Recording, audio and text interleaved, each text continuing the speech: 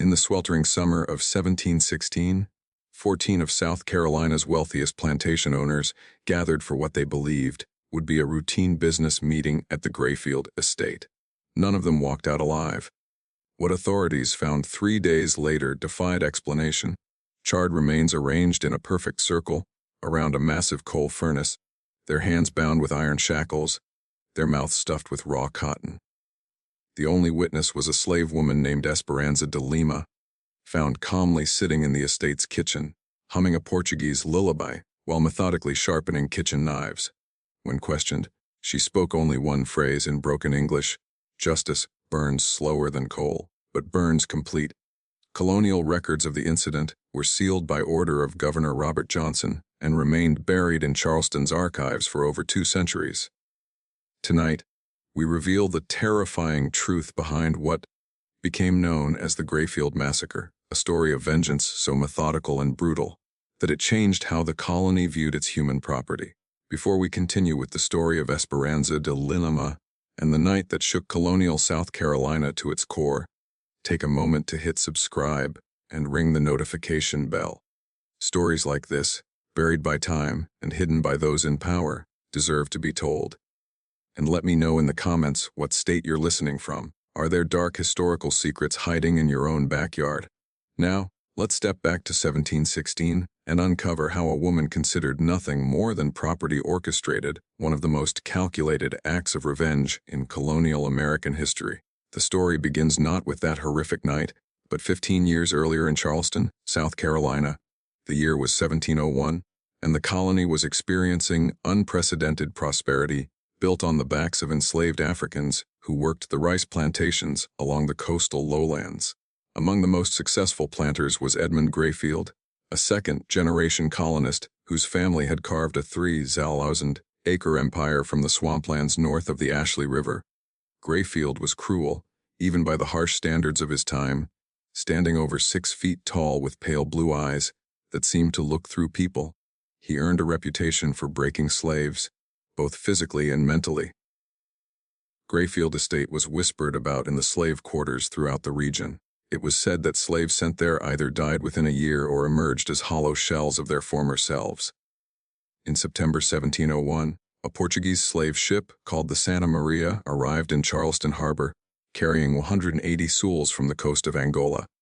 Among them was a young woman, perhaps 20 years old, who would be named Esperanza de Lima by her new owner. She appeared ordinary to the colonists' average height and build, with intelligent dark eyes and intricate tribal scarification on her shoulders. But those marks told the story of her royal lineage, a story her captors would never know. Esperanza had been the daughter of a powerful village chief, trained from childhood in strategy, negotiation, and what colonial minds dismissed as witchcraft, but was actually a sophisticated understanding of herbs, poisons, and human psychology. She had witnessed Portuguese raiders burn her village, murder her father, and enslave her people. In her mind, every white face she encountered was connected to that original sin. Edmund Grayfield purchased her for 42 sterling, a considerable sum for her age and health. He had plans for his new acquisition. Grayfield's previous house slave, an older woman named Sarah, had recently died under mysterious circumstances, though everyone knew she had been beaten to death for spilling wine on his imported English carpet. From her first day at Grayfield Estate, Esperanza began a 15-year campaign of observation and careful planning. She learned English quickly but pretended to understand far less than she did.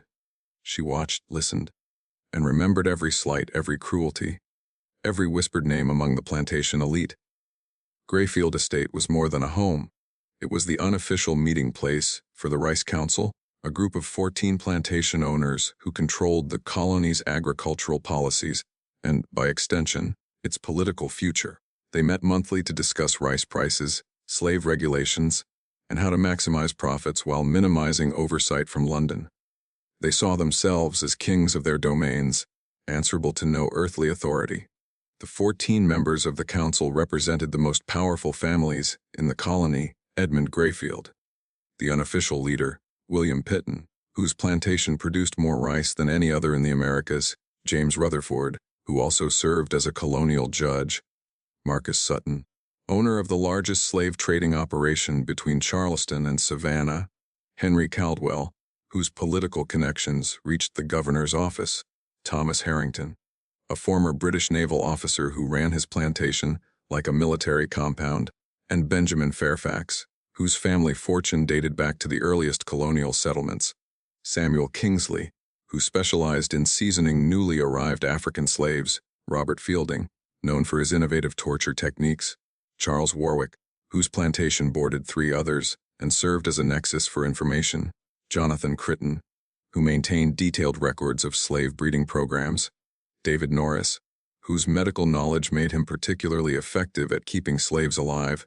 just long enough to extract maximum labor, Alexander Hartwell, whose plantation served as a prison for runaway slaves across the region, and finally George Baxter, the youngest at 35, whose enthusiasm for violence had earned him rapid acceptance into this exclusive circle. These were not merely cruel men, they were systematically evil, treating human beings as nothing more than agricultural equipment, to be used, repaired, and discarded as economics dictated. They shared techniques for breaking rebellious spirits, compared notes on optimal caloric intake to maximize work output while minimizing costs, and boasted of their most creative punishments during their monthly gatherings. Esperanza served at these meetings for 15 years, moving silently around the dining room like a shadow, refilling glasses and clearing plates while the men discussed their human property like cattle.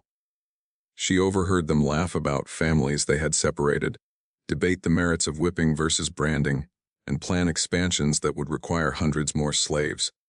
But what truly set Esperanza's plan in motion was not general cruelty. It was something far more specific and personal. In the spring of 1715, everything changed for her. After 14 years of silent servitude, she had achieved what plantation owners considered impossible. She had maintained her humanity while living in hell. More than that, she had found love. His name was Wayne, though plantation records listed him simply as Boy Tom. Born on the Rutherford plantation in 1693, he was 22 when he caught Esperanza's attention. Wayne possessed a rare combination of physical strength and intellectual curiosity that had survived the brutal seasoning process that broke most slaves within the first year. He could read, a skill he had secretly learned from a sympathetic overseer who had since died, and he had been teaching other slaves basic letters and numbers during brief Sunday rest periods. Esperanza and Wayne began meeting in secret, initially exchanging information about their owner's movements and plans. Their relationship deepened slowly, carefully. With the patience of people who understood that discovery meant death, they communicated through a system of songs and gestures that appeared to be ordinary slave behavior to white observers, but carried detailed messages about escape routes, friendly contacts, and opportunities for resistance. By late 1715, they had developed perhaps the most sophisticated intelligence network in colonial South Carolina. Esperanza used her position at Rice Council meetings to gather information about patrol schedules, legal changes, and plantation vulnerabilities. Wayne leveraged his work assignments and frequent labor exchanges with other plantations to establish contacts throughout the region. Together, they were planning something unprecedented, not a simple escape, but a coordinated uprising that could potentially free hundreds of slaves across multiple plantations. They identified sympathetic whites, mapped safe houses, and even contacted free black communities in Spanish Florida for sanctuary. But their careful planning was threatened by human emotion. On March 15, 1716, Edmund Grayfield announced at the monthly Rice Council meeting that he would expand his breeding program. He had selected several prime female slaves to be paired with males from other plantations to produce what he called superior working stock. The program would begin immediately, with selected females moved to a separate compound for constant monitoring. Esperanza's name was at the top of his list. Overhearing this while serving wine to the council, Esperanza's face remained impassive, but something inside her shifted.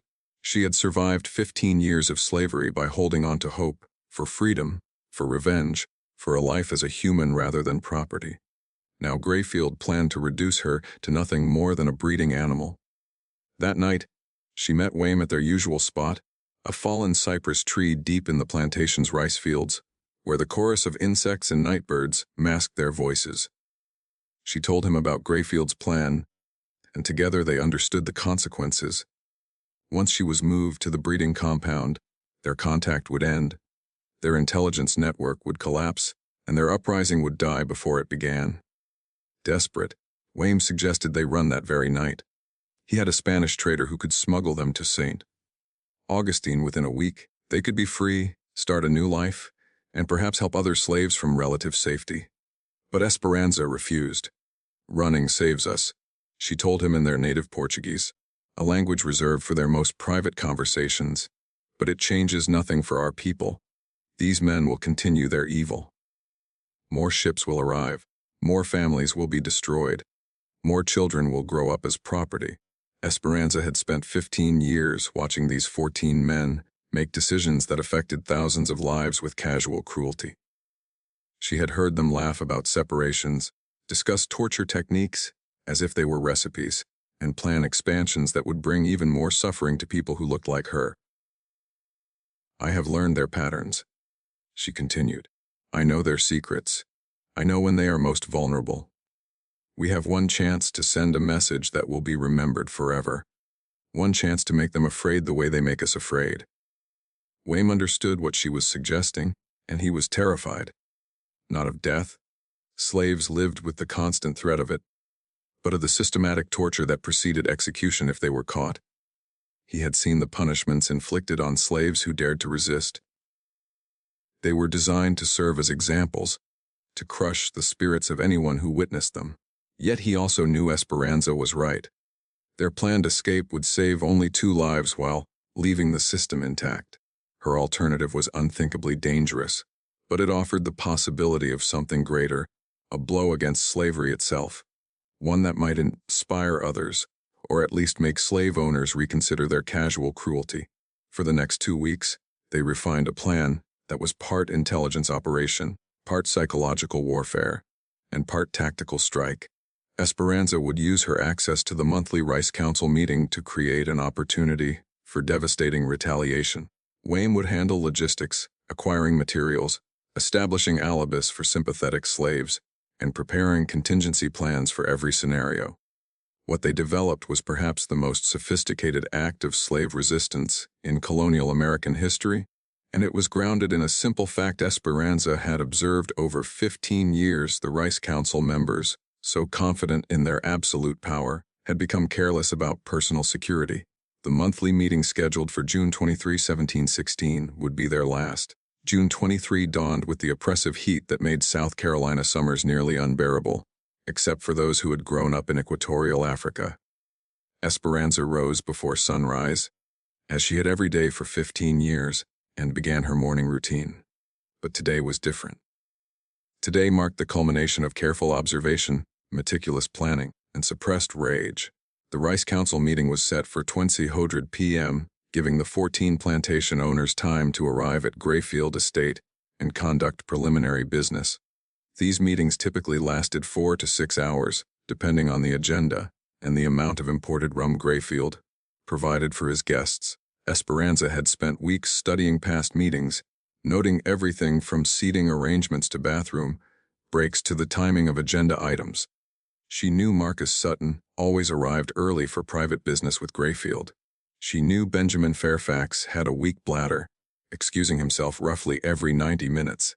Rice price discussions always occurred before dinner, while conversations about slave management happened afterward, when rum loosened their tongues. Most importantly, she knew about the coal furnace.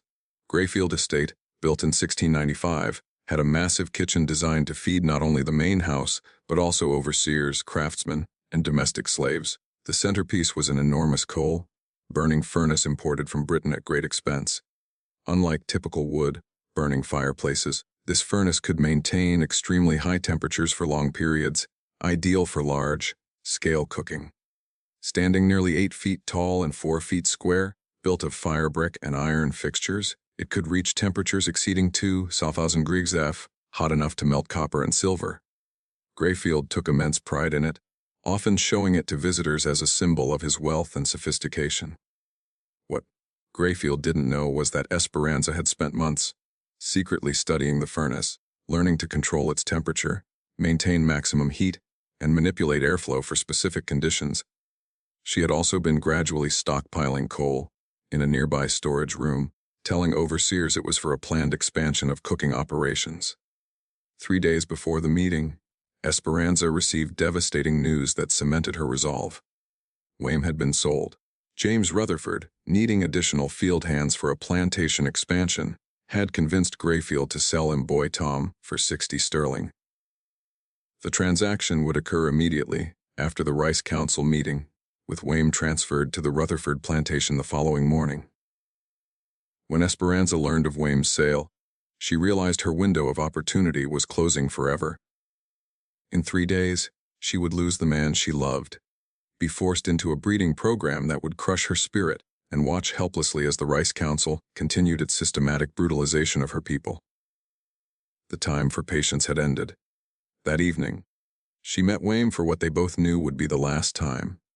They spoke in whispers beside the fallen cypress tree, compressing 15 years of memories into a few precious hours. Wame begged her one final time to abandon her plan and run with him that night. There was still time to escape to Spanish Florida, still time to build a life together away from the horrors of plantation slavery. But Esperanza's mind was made up. These men believe they are gods, she told him. They think they can do anything to us without consequence. Tomorrow I will show them they are wrong. I will show them that we are human beings, not animals, and that human beings fight back when pushed beyond endurance. Wame understood that arguing was useless. He had known Esperanza for less than 2 years, yet he had learned to recognize the steel in her voice when her mind was made up. Instead, he spent their remaining time together, helping her refine the final details of her plan. The next morning, June 22nd, Esperanza began her final preparations. She conducted a thorough inventory of the kitchen and adjoining storage areas, identifying every tool, ingredient, and material that might be useful. She paid particular attention to the iron shackles and chains stored in the pantry, devices normally used to restrain slaves during punishment, but kept readily available throughout the plantation. She also mapped the kitchen's layout and noted the movement patterns of other domestic slaves. Success depended on ensuring innocent slaves would not be present during the events and maintaining the appearance of normal operations until the critical moment. Most importantly, she began preparing the coal furnace.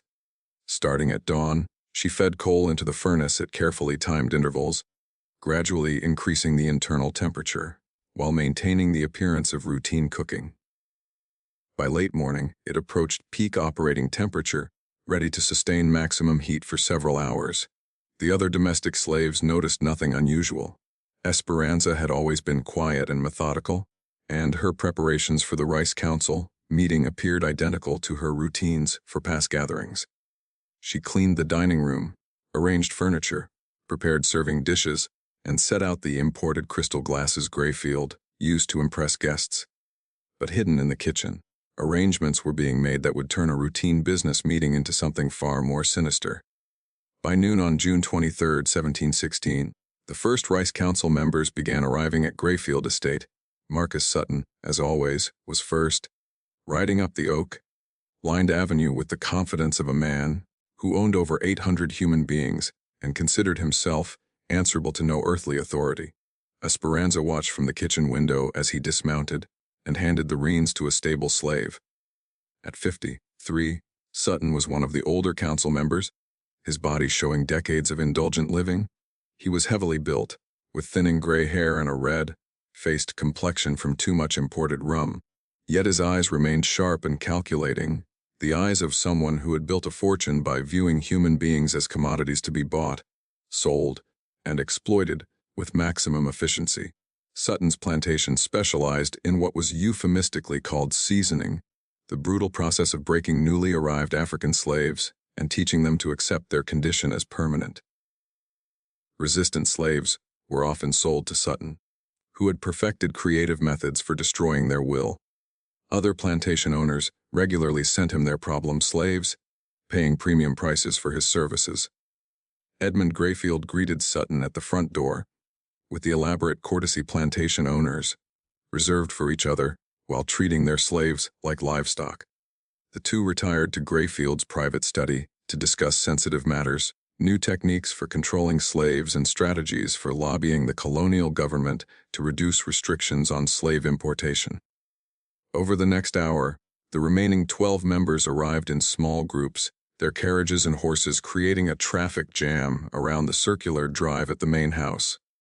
Esperanza recognized each man, having served at enough meetings to know their faces, voices, and particular areas of expertise in managing human property.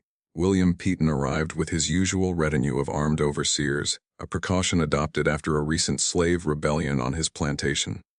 James Rutherford came alone, though his horse bore silver, mounted pistols, signaling his dual role as plantation owner and colonial magistrate. Henry Caldwell arrived in an elaborately decorated carriage displaying his family coat of arms, a pretentious affectation that highlighted his political connections and social ambitions. Each arrival was met with the same ceremonial courtesy, the same polite exchanges about weather, crops, and the persistent Indian problem along the frontier. These men saw themselves as the founding fathers of a great civilization, pioneers transforming wilderness into productive agricultural land to feed the growing cities of colonial America. What they refused to acknowledge was that their civilization was built on systematic brutality, their wealth derived from the unpaid labor of thousands of human beings, treated worse than livestock, and their political influence existed solely to perpetuate and expand this exploitation. At precisely 20:00 p.m., Edmund Grayfield called the monthly meeting to order in his formal dining room. The 14 men took their customary seats around a massive oak table imported from England, a table whose cost could have supported a typical colonial family for several years. Its polished surface reflected candlelight from dozens of silver candelabras, reinforcing an atmosphere of wealth, sophistication, and entitlement. Esperanza moved silently around the table, serving the meal with her usual efficiency, while the men discussed the business of slavery with the casual brutality that had characterized the previous 180 monthly meetings. She had heard variations of these conversations hundreds of times, but today she listened to every word, every tone, every casual reference to human suffering. The agenda began, as always, with rice prices in the Charleston market and strategies for maximizing profits in the coming harvest. William Peaton reported that his plantation had achieved record production by implementing incentive-based management, minimal food rewards for slaves who exceeded quotas, systematic punishment for underperformers. The key, Peaton explained, cutting into his imported beef, is making them understand that their comfort depends entirely on productivity. Give them just enough hope to keep working, but never enough security to make them complacent. James Rutherford nodded approvingly. I've had excellent results with family separation as a motivational tool. Nothing makes a field hand work harder than knowing his wife and children are held elsewhere, with reunion contingent on consistent performance.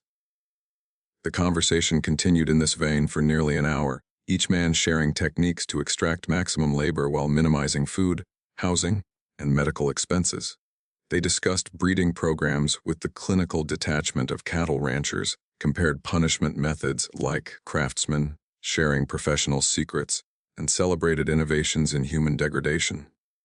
Esperanza refilled wine glasses and cleared plates, maintaining a blank expression, while mentally cataloging each man's position, habits, and potential vulnerabilities.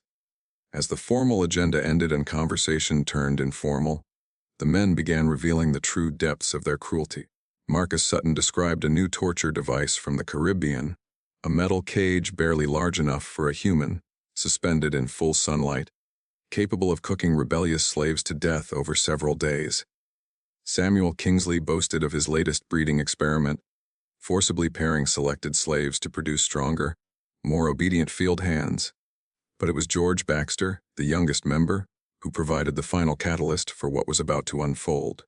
Gentlemen, he announced as Esperanza poured brandy for post-dinner drinks, I have exciting news about a new business opportunity. The Spanish are paying premium prices for experienced slaves in their South American territories. I propose we pool resources to purchase a ship and begin systematic exportation of our older, less productive stock. The room erupted in enthusiastic discussion as the 14 men calculated potential profits, debated logistics, identified political connections to secure permits, and estimated how many slaves they could export while maintaining adequate labor on their plantations. As Esperanza listened to plans for yet more destruction, something inside her snapped. For 15 years, she had preserved her sanity by believing their cruelty had limits, that even these evil men would eventually recognize some bounds of human decency. But there were no limits. Their capacity for suffering was constrained only by economic considerations and imagination. It was time to show them what it felt like to be powerless. At exactly 9:47 p.m., according to the imported German clock in Grayfield's dining room, Esperanza de Lima made her move. The 14 members of the Rice Council had finished their formal business and settled into the comfortable after-dinner conversation that typically concluded their monthly meetings. The room was warm with body heat and candlelight, heavy with the scent of imported tobacco and expensive brandy. Most of the men had loosened their formal attire and adopted the relaxed posture of people who believed themselves completely secure in their dominance. They discussed Samuel Kingsley's proposal to establish a formal breeding registry that would track bloodlines across all their plantations, a plan to create what they imagined as a superior class of slaves bred for intelligence, strength, and docility. The conversation had become technical, almost academic, as they debated genetic principles with the same detached interest they might bring to crop rotation or soil improvement. None noticed when Esperanza excused herself from the dining room, ostensibly to retrieve more brandy from the kitchen. No one observed her careful movements as she secured every exit from the main house except the kitchen door. No one realized that, throughout the evening, she had been gradually increasing the coal furnace's temperature to a level dangerous even for cooking. Her plan was elegant in its simplicity and terrifying in its implications. Over the previous days, she had positioned iron shackles and chains throughout the house, normally used to punish rebellious slaves, so that she could quickly restrain anyone she encountered. She had also prepared a special herbal mixture, knowledge passed down from her grandmother, capable of rendering someone unconscious within minutes if ingested. The mixture had been carefully added to the brandy decanter she had been serving throughout the evening. As the council discussed their human breeding programs, the first effects of Esperanza's preparations appeared. George Baxter, who had consumed more brandy than the others, began to feel dizzy and disoriented, attributing it to the heat and alcohol, but within minutes, he slumped in his chair, struggling to remain conscious. One by one, the others succumbed. William Peaton complained of sudden nausea. James Rutherford could not focus his eyes. Marcus Sutton's hands trembled uncontrollably. Edmund Grayfield was the first to realize something was seriously wrong. "Gentlemen," he slurred, "I believe we may have been," but before he could finish, his legs gave way, and he collapsed onto the imported Persian carpet that had cost more than most colonists earned in a year. Within 20 minutes, all 14 members of the Rice Council were unconscious. Esperanza moved with methodical precision, securing each man's hands and feet with iron shackles, the same devices used for generations to bind enslaved people. She ensured each binding caused pain and discomfort, but not death, intending to leave them alive to fully experience their helplessness.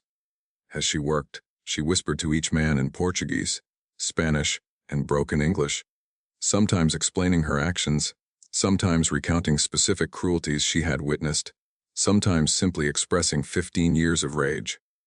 "You sell my Wame like he is a cow," she whispered to James Rutherford as she secured his ankles. "You buy and sell people like they are nothing. Tonight you learn what it feels like to be nothing." To Marcus Sutton, she said, "You break spirits. You teach people to stop being human. Tonight I teach you what a broken spirit feels like." To Edmund Grayfield, her voice carried 15 years of suppressed hatred. "You own me. You think you can do whatever you want. You think I am an animal. Tonight you see what animals do when they have no choice left." Once all 14 men were secured, Esperanza began the most labor-intensive part of her plan. One by one, she dragged each unconscious body from the dining room to the kitchen, a painstaking process that took nearly 3 hours. given their size and the need for absolute silence. By 20 a.m., all 14 council members were arranged in a circle around the massive coal furnace, their feet pointing inward, hands shackled behind their backs, mouths stuffed with raw cotton to prevent cries for help. The furnace, stoked to maximum temperature, radiated heat that made the kitchen nearly unbearable, even for someone free to move. The 14 members of the Rice Council had finished their formal business and settled into the comfortable, after-dinner conversation that typically concluded their monthly meetings. The room was warm with body heat and candlelight, heavy with the scent of imported tobacco and expensive brandy. Most of the men had loosened their formal attire and adopted the relaxed posture of people who believed themselves completely secure in their dominance. They discussed Samuel Kingsley's proposal to establish a formal breeding registry that would track bloodlines across all their plantations, a plan to create what they imagined as a superior class of slaves bred for intelligence, strength, and docility. The conversation had become technical, almost academic, as they debated genetic principles with the same detached interest they might bring to crop rotation or soil improvement. None noticed when Esperanza excused herself from the dining room, ostensibly to retrieve more brandy from the kitchen. No one observed her careful movements as she secured every exit from the main house except the kitchen door.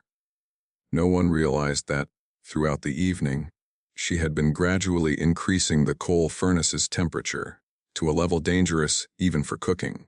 Her plan was elegant in its simplicity and terrifying in its implications. Over the previous days, she had positioned iron shackles and chains throughout the house, normally used to punish rebellious slaves, so that she could quickly restrain anyone she encountered. She had also prepared a special herbal mixture, knowledge passed down from her grandmother, capable of rendering someone unconscious within minutes if ingested. The mixture had been carefully added to the brandy decanter she had been serving throughout the evening. As the council discussed their human breeding programs, the first effects of Esperanza's preparations appeared. George Baxter, who had consumed more brandy than the others, began to feel dizzy and disoriented, attributing it to the heat and alcohol, but within minutes, he slumped in his chair, struggling to remain conscious. One by one, the others succumbed. William Peaton complained of sudden nausea. James Rutherford could not focus his eyes. Marcus Sutton's hands trembled uncontrollably. Edmund Grayfield was the first to realize something was seriously wrong. "Gentlemen," he slurred, "I believe we may have been." But before he could finish, his legs gave way, and he collapsed onto the imported Persian carpet that had cost more than most colonists earned in a year. Within 20 minutes, all 14 members of the Rice Council were unconscious. Esperanza moved with methodical precision, securing each man's hands and feet with iron shackles, the same devices used for generations to bind enslaved people. She ensured each binding caused pain and discomfort, but not death, intending to leave them alive to fully experience their helplessness. As she worked, she whispered to each man in Portuguese, Spanish, and broken English, sometimes explaining her actions, sometimes recounting specific cruelties she had witnessed, sometimes simply expressing 15 years of rage. "You sell my Wame like he is a cow," she whispered to James Rutherford as she secured his ankles. "You buy and sell people like they are nothing. Tonight you learn what it feels like to be nothing." To Marcus Sutton, she said, "You break spirits. You teach people to stop being human. Tonight I teach you what a broken spirit feels like." To Edmund Grayfield, her voice carried 15 years of suppressed hatred. "You own me. You think you can do whatever you want. You think I am an animal. Tonight you see what animals do when they have no choice left." Once all 14 men were secured, Esperanza began the most labor-intensive part of her plan. One by one, she dragged each unconscious body from the dining room to the kitchen, a painstaking process that took nearly 3 hours, given their size and the need for absolute silence. By 20 a.m., all 14 council members were arranged in a circle around the massive coal furnace, their feet pointing inward, hands shackled behind their backs, mouths stuffed with raw cotton to prevent cries for help. The furnace, stoked to maximum temperature, radiated heat that made the kitchen nearly unbearable, even for someone free to move. Esperanza had calculated that the combination of extreme heat, dehydration, and restricted movement would create a prolonged torment, giving the men time to contemplate their fate while slowly dying in agony. But she had also prepared for a more immediate reckoning. As the first gray light of dawn filtered through the kitchen windows, the Rice Council members began regaining consciousness. The herbal mixture she had used induced several hours of unconsciousness, but left no lasting impairment, ensuring that each man would awaken fully aware of his predicament. Edmund Grayfield stirred first, confusion quickly giving way to terror. He found himself lying on the stone floor of his own kitchen, bound hand and foot with iron shackles, cotton stuffed in his mouth, surrounded by the other council members in the same helpless state. The massive coal furnace at the center of the circle radiated heat like a miniature inferno. As the other men regained consciousness, muffled screams and desperate struggles filled the room. For the first time in their lives, they experienced the absolute helplessness they had inflicted on thousands of others. Esperanza sat calmly in a corner, methodically sharpening her carving knives. She positioned herself where every man could see her, maintaining eye contact as they absorbed the hopelessness of their situation. "Good morning, gentlemen," she said in clear, precise English, far better than she had ever spoken in their presence before. "I hope you rested well. We have much to discuss, and I want to make sure you are all paying attention." She rose and circled the restrained men, looking down at each with the same cold evaluation they had shown inspecting slaves at the Charleston market. "For 15 years, I have served your meetings. I have listened to your conversations. I have heard you discuss my people as cattle to be bought, sold bread, and slaughtered at your convenience." She stopped beside Marcus Sutton, who thrashed against his restraints. "You, Mr. Sutton, specialize in breaking spirits. You take people who still remember their humanity and teach them to forget. You have perfected techniques for destroying hope, reducing proud men and women to hollow shells existing only to serve your pleasure." Next, she addressed James Rutherford. "You use family separation as a tool of control. You deliberately destroy the bonds between parents and children, husbands and wives, because people without families are easier to dominate." Esperanza moved around the circle, naming each man and recounting acts of cruelty she had witnessed or overheard during their meetings. With every recitation, the men's struggles grew more desperate, their muffled cries more frantic. Finally, she confronted Edmund Grayfield. "And you, Mr. Grayfield, are the worst of all. You had a choice. You have education, wealth, power. You could have treated us as human beings. Instead, you chose to be a monster because it was more profitable." She returned to the center of the circle, standing directly before the furnace. "Today, you will feel what it means to be powerless. You will learn what it is to be at the mercy of someone who sees you as less than human, and you will die slowly, painfully, with ample time to consider every act of suffering you have caused." With that, Esperanza began the final phase of her plan. What unfolded over the next 6 hours would become the stuff of legend and nightmare throughout Colonial, South Carolina, though the full details remained sealed in government archives for more than 2 centuries. She transformed the Grayfield kitchen into a theater of retribution, forcing the 14 most powerful men in the colony to experience, for the first and last time, complete helplessness at the hands of someone they had deemed inferior. She began with psychological torment, moving deliberately around the circle, recounting in excruciating detail every instance of cruelty she had witnessed during 15 years of servitude. Children torn from mothers, husbands separated from wives, proud men reduced to broken shells, all told in the calm, measured tone these men used when discussing their human property. "Mr. Pitton," she said, kneeling beside him, "do you remember Asher? Pregnant when you bought her in 1714. You worked her in the rice fields until labor, then sold her baby to a trader from Georgia before she had recovered. She cried for 3 days, and you told your overseer to whip her for disturbing your sleep." Pitton's eyes widened, recognition dawning. For men accustomed to casual cruelty, individual acts often blurred together, but Esperanza remembered every detail. She moved to Charles Warwick. "You enjoy watching punishments, Mr. Warwick. You attend whippings like men attend horse races. Last spring, you paid Mr. Grayfield £5 to personally administer 50 lashes to a man who tried to escape. She had taken her time, spacing each stroke so her victim would remain conscious throughout the punishment, smiling all the while.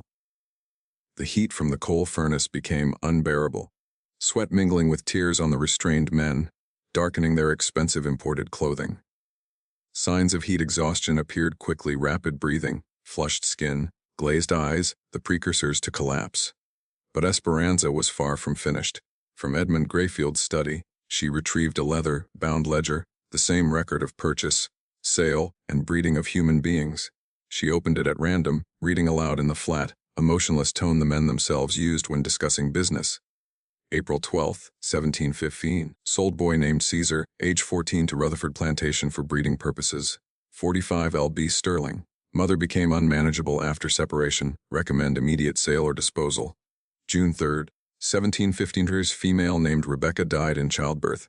Child survived. Estimated loss of 20 lb sterling. Implement better nutrition program for breeding females to reduce mortality rates. Page after page, she recited cold records of humans suffering, families torn apart, children sold, lives reduced to monetary calculations. Each entry represented a crushed life, a destroyed dream, a human being treated as property. For 2 hours, she forced each man to confront the full extent of their crimes. Her extraordinary memory, owned over 15 years, allowed her to recall precise dates, names, and individual acts of cruelty. As the morning sun climbed and the kitchen temperature neared 120°F, she moved to the next phase. From the storage area, she retrieved long iron rods, tools meant for stoking the furnace. She placed them into the flames until they glowed cherry red, capable of inflicting excruciating burns. "Gentlemen," she said, her voice calm and measured, "you have spent years perfecting pain without causing immediate death. You know how to torture for maximum effect, while keeping your victims alive and functional. Today, your students will demonstrate their understanding." She withdrew the first rod, its heat radiating like captured sunlight. Approaching Edmund Grayfield, she held it close enough for him to feel the intensity. "This is for every slave you branded like cattle," she said softly. "For every human being you marked as property." What followed was too brutal to fully recount. The screams that echoed through Grayfield Estate's kitchen carried across the fields, audible to slaves a quarter-mile away. Agonized cries from men who had never known true helplessness now filled the air, as they experienced the suffering they had long inflicted on others. Esperanza worked methodically, applying the heated iron to non-fatal areas, maximizing pain while keeping them conscious. She had studied their own techniques carefully, understanding exactly how much the human body could endure while remaining acutely aware. Between applications, she continued the psychological torment, recounting each man's plantation, wondering aloud if their children would inherit their cruelty or learn compassion. "Your son, William," she said to Marcus Sutton, writhing in agony, "who is only 16. Perhaps there is still time for him to be better than you. Perhaps, when he learns what happened to you, he will understand that treating people as property carries consequences." The psychological impact matched the physical. These men, whose identities were built on superiority and dominion, were forced into total powerlessness, objects manipulated by someone they had deemed inferior. As the furnace pushed the kitchen above 130°F, several began showing signs of severe heat stroke: dry, red skin, shallow, rapid breathing, and weakening struggles. But Esperanza had anticipated this, prepared for every contingency. Esperanza had no intention of allowing them to escape through unconsciousness or heat-induced delirium. Using techniques passed down from her grandmother, she pressed damp cloths to their foreheads and forced small sips of water into their mouths, ensuring they remained alert while their bodies slowly simmered in the furnace's superheated air. "You must stay awake," she said. "Death is a mercy, and you have not earned mercy yet." Through the peak of the afternoon, she maintained the furnace at maximum heat while systematically applying heated iron rods to hands, feet, and faces, areas that would inflict agonizing pain while leaving permanent reminders of their ordeal. But the most devastating aspect was not the flames or iron, it was the reversal of power. For the first time, these 14 men felt the helplessness they had inflicted on thousands of others. They were no longer masters. They were property, entirely at the mercy of someone they had long considered beneath them. As evening fell, and shadows stretched across the kitchen floor, Esperanza prepared for the final act. The furnace had burned at peak temperature for nearly 18 hours, creating a heat unbearable for prolonged exposure. One by one, she dragged the semi-conscious men closer, positioning them so the radiant heat would slowly consume them while keeping them fully conscious to contemplate their fate. "This is how you punish Thomas," she told Marcus Sutton, arranging his body within 3 feet of the glowing coals. "The young man who tried to escape last summer. You left him in a metal cage under the sun for 3 days, denying him water, shade, or death so others would witness his suffering. Tonight you will understand it yourself." One by one, she arranged all 14, ensuring the heat reached each body while they remained conscious enough to confront the consequences of their own cruelty. The psychological torment matched the physical, each man now fully aware that they were dying because of the lives they had destroyed. As night fell on June 24, 1716, the Grayfield Estate kitchen held 14 men, once among the most powerful in South Carolina, now powerless, suffering as their victims had for decades. Screams had long since faded, replaced by ragged breathing and the smell of scorching flesh. Esperanza sat in her corner, sharpening her knives methodically, humming the Portuguese lullabies her mother had sung before raiders destroyed her village 20 years earlier. She no longer looked at the dying men, but listened carefully, ensuring none slipped into unconsciousness before receiving the full measure of justice. By midnight, the last of the council members succumbed.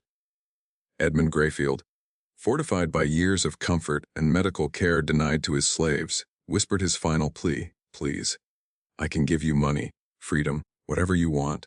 Esperanza met his gaze with the same cold detachment he had shown when inspecting slaves. "I want you to die knowing you were wrong," she said. "You are not superior. You are not chosen by God.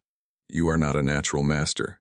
You are a man who chose to be evil, and now you are paying the price." With that, the furnace and the unrelenting heat claimed him. At dawn on June 25, 1716, the plantation's other slaves discovered 14 blackened corpses arranged in a perfect circle around the massive coal furnace. Their bodies were barely recognizable as human, charred by 18 hours of exposure.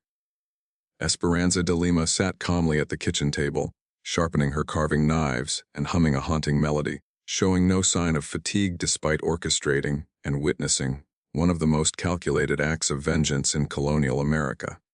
When the plantation overseers arrived, they confronted a scene that defied comprehension. 14 of the colony's most powerful men killed by a single slave woman, each subjected to a torment that surpassed anything they had ever imagined. The implications were terrifying. If a single slave could orchestrate such devastation against multiple plantation owners, what might happen if others began organizing equally sophisticated resistance? The psychological shock to the white colonial population was immediate and profound. For the first time, they feared the people they had long considered property. News of the massacre spread quickly throughout the colony, carried by riders sent to inform the victims' families and business associates. Colonial authorities faced a difficult dilemma in responding. On one hand, they needed to demonstrate that any act of slave rebellion would meet swift and brutal retaliation. The entire plantation system relied on convincing slaves that resistance was futile and white dominance absolute. On the other hand, revealing the specifics of Esperanza's methods risked inspiring further uprisings. If other slaves learned that one woman, armed only with intelligence, patience, and resolve, could kill 14 powerful men, the consequences for the colonial economy could be catastrophic. Governor Robert Johnson convened an emergency session of the Colonial Council. After 3 days of heated debate, they chose political stability over transparency. Official records of the Grayfield massacre were sealed under gubernatorial order, locked in the Charleston archives, and not to be opened for 50 years. Families of the victims were told their relatives had died in a tragic fire that consumed the Grayfield Estate kitchen during a business meeting. Esperanza's role remained unmentioned. Esperanza herself posed an even more delicate problem. Executing her publicly would require explaining her crimes, spreading the very knowledge the authorities wanted suppressed. Allowing her to live would risk signaling that rebellion could succeed without consequence. Their solution was as cruel as it was calculated. Esperanza was sold to a Spanish trader who supplied slaves to the silver mines of South America, a known death sentence. Conditions in the mines were so brutal that slaves rarely survived more than 2 years. Even this sentence carried risks. If she survived long enough to share her story, she could become a symbol of resistance. To prevent this, the authorities secretly instructed the ship's captain to ensure her death appeared accidental. On July 15, 1716, exactly 3 weeks after the massacre, Esperanza was placed aboard the Spanish trading vessel Santa Isabella, bound for Cartagena, along with 43 other slaves. According to the ship's log, she died of fever on the 3rd day and was buried at sea. But rumors circulated. Some surviving Greyfield slaves claimed she had prepared contingency plans with allies in Spanish territories. Others whispered that she had spoken with free black sailors in Charleston Harbor, possibly arranging aid during the voyage. Most importantly, many recalled Esperanza teaching other domestic workers in her final weeks about herbs' anatomy, the weaknesses of their masters, and the vulnerabilities of the plantation system. Justice burns slower than coal, she had told them, but it burns complete. The fire I started will spread to other kitchens, other plantations, other masters who think they are safe. Whether these stories were true was impossible to confirm. Colonial authorities quickly dispersed the surviving Greyfield slaves, selling them to plantations across the region to prevent coordination. Yet the psychological impact was already felt. In the months following the massacre, unrest swept through South Carolina's enslaved communities.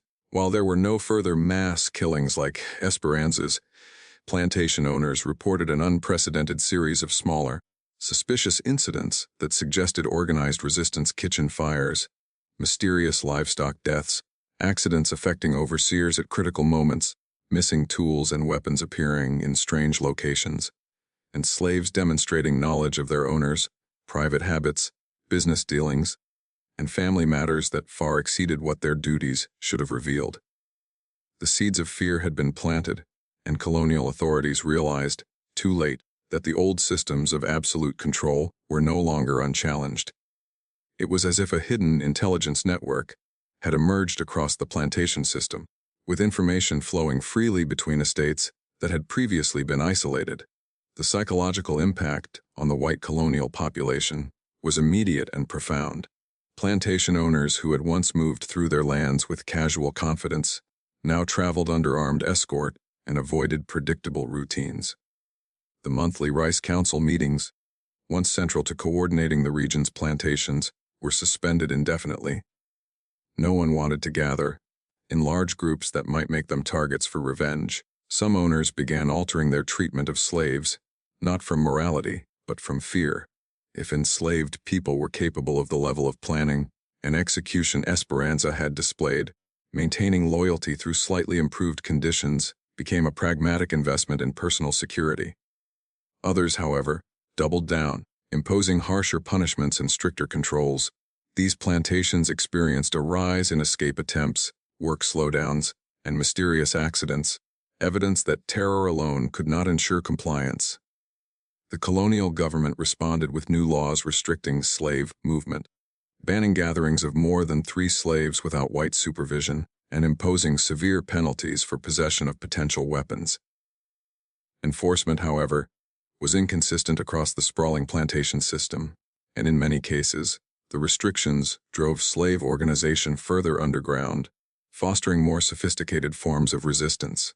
Meanwhile, the story of Esperanza de Lima began to spread among free black communities, underground networks, and sympathetic abolitionists who were slowly organizing against slavery.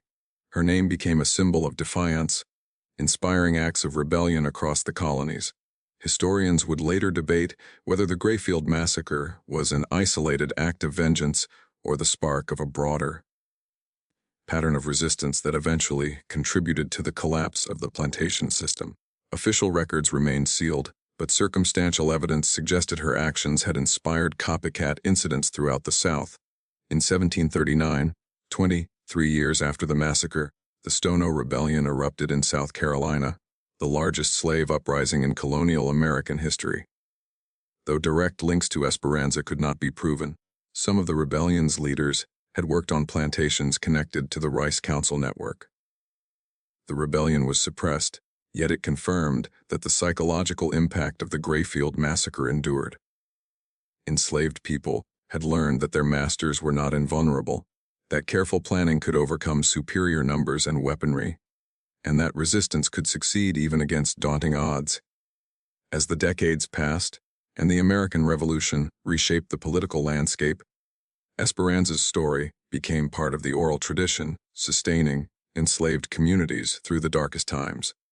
Parents told children of the woman who had made 14 masters pay for their crimes, teaching that intelligence, patience, and strategy could be mightier than brute strength, and that justice, though delayed, would eventually arrive. The sealed records in Charleston archives remained untouched for exactly 50 years, as Governor Johnson had ordered. When they were finally opened in 1766, the colonies were in the throes of political upheaval, moving toward independence from Britain. By then, the Grayfield massacre was largely overshadowed by larger events, yet it had quietly sown awareness that slavery contained the seeds of its own destruction. By the ratification of the U.S. Constitution in 1788, the plantation system that had seemed invincible in 1716 was already showing signs of internal fracture. The knowledge that enslaved people could organize and execute sophisticated resistance had permanently altered the master-slave dynamic. Masters were no longer certain of their dominance, and slaves no longer accepted absolute powerlessness. Within that shift lay the beginning of the end of American slavery. Whispers of the truth persisted in unexpected places. In late 1716, a Spanish ship clerk recorded in his private journal a remarkable encounter during a stop in Havana. A Portuguese-speaking woman, secretly transferred from the Santa Isabella, spoke with astonishing intelligence about the South Carolina plantation system, detailing the weaknesses and vulnerabilities of individual owners. She claimed to have orchestrated what she called the first lesson, and warned that it would not be the last. The fire that began in a single kitchen, she reportedly told the clerk, would spread to many kitchens. The lessons she had learned from watching masters commit their evil deeds were now being taught to new students. Whether this woman was truly Esperanza de Lima could never be confirmed, yet Spanish Florida's colonial records began to document the arrival of unusually well-informed escaped slaves. These refugees possessed detailed knowledge of plantation operations across the British territories, far beyond what any individual escapee should have known. More troubling to colonial authorities, reports emerged of former slaves forming supportive communities in Spanish territories, actively aiding escape attempts and resistance efforts in the British colonies. Intercepted letters contained precise instructions for identifying sympathetic contacts, avoiding patrols, and exploiting the psychological vulnerabilities of overconfident plantation owners. By 1720, just 4 years after the Grayfield massacre, the colonial government was forced to recognize that slave resistance had evolved beyond individual escape attempts into a form of organized, strategic action. Plantation owners across South Carolina reported coordinated incidents, suggesting systematic planning and intelligence gathering. Kitchen fires destroyed homes under suspicious circumstances. Valuable livestock died mysteriously after consuming apparently poisoned feed. Overseers suffered fatal accidents when isolated and vulnerable. Most unsettling of all, slaves began demonstrating knowledge of their masters' personal habits, business dealings, and family secrets that exceeded anything their duties should have revealed. It was as though an invisible network had developed across the plantation system, connecting estates that had once been isolated. The psychological transformation among white colonists was profound. Owners who had once moved with casual arrogance now traveled under armed escort and avoided predictable routines. The Rice Council's monthly gatherings, once central to plantation coordination, were permanently suspended. Fear reshaped behavior in unpredictable ways. Some masters modified the treatment of their slaves, not from conscience, but from terror. If enslaved people could plan and execute the level of resistance that had destroyed the Rice Council, Ensuring loyalty through marginally better conditions became a matter of personal survival. Others responded with increased brutality, imposing harsher punishments and stricter controls, yet these measures often backfired, leading to work slowdowns, escape attempts, and mysterious accidents. The colonial government attempted to enforce new restrictions, limiting slave movement, banning gatherings, and penalizing possession of weapons. But scattered plantations made enforcement difficult, and underground organization continued to grow. Over the decades, the story of Esperanza de Lima became woven into the oral tradition of resistance throughout the American colonies. Parents whispered her tale to their children, the woman who had made 14 masters pay for their cruelty. Young slaves learned that their masters were not invulnerable, that careful planning could overcome superior numbers and weapons, and that justice, though delayed, could arrive. The Charleston archives remained sealed as Governor Johnson had ordered, but the truth had already spread. Every enslaved community knew the essentials. One woman, armed only with intelligence and determination, had killed 14 of the most powerful men in the colony and had lived to escape their justice. Whether Esperanza truly survived to continue her work in Spanish Florida, or whether later stories were legends meant to inspire hope, mattered less than the psychological impact of her legacy. Masters were no longer confident in their absolute power. Slaves were no longer certain of their powerlessness. In that fundamental shift lay the seeds of everything that would follow: the growing resistance movements, underground networks, and persistent rebellions that ultimately undermined the plantation system. The Grayfield estate kitchen stood empty for 66 years, gradually falling into ruin as successive owners found it impossible to staff. Local slaves refused to enter the room, where Esperanza had demonstrated what happens to masters who push their human property beyond endurance. Eventually, the structure was demolished, and the land slowly returned to wilderness, but the lesson endured, passed down through generations of enslaved families. Those who treat other human beings as property do so at their own peril. Property can think, property can plan, property can remember, and sometimes, when pushed beyond human limits, property fights back. Justice burns slower than coal, but it burns complete. What do you think of this story? Was everything revealed, or are secrets still buried in the archives of our nation's dark past? Share your thoughts in the comments below. If you enjoyed this journey into hidden history and want more stories that uncover truths behind official accounts, subscribe, hit the notification bell, and share with someone who values untold stories. History is written by the victors, but sometimes the voices of the victims find a way to be heard across the centuries. Join us in the next video, where we continue exploring the dark secrets that shaped our nation.